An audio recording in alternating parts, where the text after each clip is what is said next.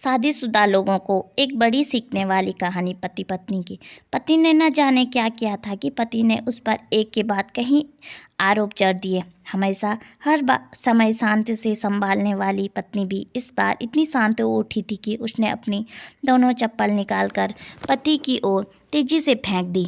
चप्पल पति के बालों के ऊपर से छूते हुए निकल गए। ये किस्सा यहीं पर ख़त्म हो सकता था, लेकिन पति ने भी इसे अपनी मर्दानगी दिखाकर और बात खराब से बदतर बना दी। वहाँ पर लोगों ने भी आग में घी का काम किया। किसी ने कहा कि जो औरत अपने पति को चप्पल से मार सकती है वो ना तो वफादार हो सकती है, ना ही पतिव्रता। ऐसी औरत परिवार के लिए ही नहीं बल्कि पूरे समाज पर कलंक की तरह है। बीवी के पक्ष वाले भी कहाँ चुप रहने वाले थे। उन्होंने भी उसके पति को तरह तरह की बातें सुनाई। अब बात कोर्ट तक पहुंच गई। दोनों ने एक दूसरे के खिलाफ केस फाइल किया। पति ने चरित्रहीन होने का तो पत्नी ने दहेज और शारीरिक खिंचाव का आरोप लगाया। 1 वर्ष से अधिक समय के लिए यह मामले चले थे। इन 1 साल के दौरान दोनों पति पत्नी अलग अलग रहे। इन 1 साल में पति और पत्नी की आर्थिक स्थिति कम होती जा रही थी।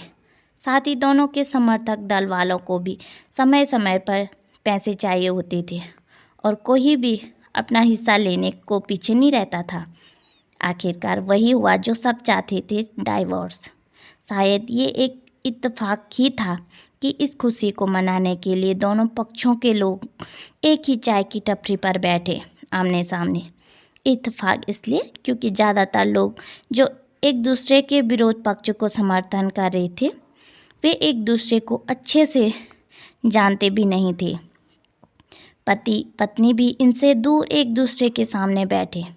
पत्नी ने पति से कहा, अब तो खुश होंगे ना, तुम्हारे मन की जो हुई है मुबारक हो। तुम भी तो आज जीत गए हो। शायद तलाक तुम्हें भी मिल गया है। आपको भी बधाई, पति ने कहा। तलाक को तुम जीत का प्रतीक समझते हो? पत्नी ने पूछा। पति चुप रहा। थोड़ी देर की शांति के बाद पति ने कहा, मुझे 6 लाख रुपये अभी और हर महीने 9,000 देने का आदेश है। अभी मेरे पास पैसा नहीं है, इसलिए मतलब मेरा जो सिटी में फ्लैट है उसे तुम्हारा नाम देता हूँ। पत्नी बोली, लेकिन उस फ्लैट की कीमत तो 18 लाख है। पति, हाँ, लेकिन हमारी बेटी तुम्हारे साथ है और आगे जाकर उसका खर्च भी बढ़ जाएगा थोड़ी आसानी से। पति ने कहा, नहीं, मुझे 6 लाख ही देना। तुम हर महीने 9,000 तो देने ही वाले हो। मैं बेरोजगारी कर लूँगी। अगर 6 लाख नहीं है तब भी कोई बात नहीं है, पत्नी बोली।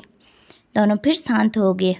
पति ने सोचा, ये औरत जो कुछ समय पहले तक मेरी बीवी थी और ये वही है जो कम से कम खर्च में घर चलाती है और पैसे बचाकर मेरा जन्मदिन पर हमेशा मेरे लिए नए कपड़े खरीदती है।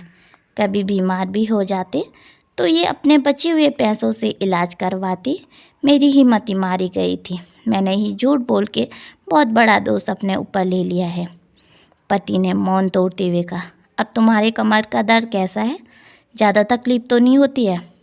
पत्नी थोड़ा सा मुस्कुराई और बोली, अभी भी होता है। अब तो पेट में भी दर्द होता है। वो तो होगा ही। तुम योगा या कसरत भी तो नहीं करती हो। अब किसी डॉक्टर को जाकर दिखाना चाहिए, पति ने कहा।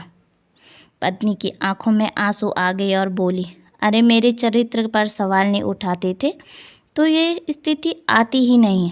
हाँ, मैं जानता हूँ तुम बहुत अच्छी हो। मुझसे गलती से बहुत बड़ी गलती हो गई है। मैं लोगों के बहकावे में आ गया था, पति बोला। तुमने भी तो मुझ पर दहेज का इल्ज़ाम लगाया था। फिर पति बोला, इस बात का मुझे भी एहसास हो गया है, पत्नी ने कहा। पति कुछ कहना चाहता था लेकिन हिचकिचा रहा था और फिर पति ने बोल ही दिया, क्या सब पहले जैसा नहीं हो सकता? क्या मतलब? पत्नी बोली, मतलब कि हम फिर से पहले की तरह पति पत्नी जैसे दोस्त नहीं रह सकते? पति बोला, पर ये डाइवोर्स के पेपर। पति ने अपने पास रखे डाइवोर्स के पेपर फाड़ दिए। फिर पत्नी ने भी अपने पास रखे डाइवोर्स के पेपर फाड़ दिया। सभी हैरान थे, वकील, रिश्तेदार और माँ पापा। पति पत्नी दोनों एक दूसरे के हाथ में हाथ पकड़कर अपने घर की तरफ चल गए। दोस्तों, ये कहानी उन हर पति पत्नी के बीच बड़ी सीख है जो छोटी सी छोटी बात पर लड़ रहे हैं और इन झगड़ों को बड़ा बना के अलग होने का डिसीजन ले रहे हैं। प्यार और सम्मान तो एक सिक्के के दो पहलू की तरह होते हैं। दोनों को स्वीकार करना होगा, तभी ये पवित्र रिश्ता अपनी अंतिम मंजिल तक पहुंचेगा।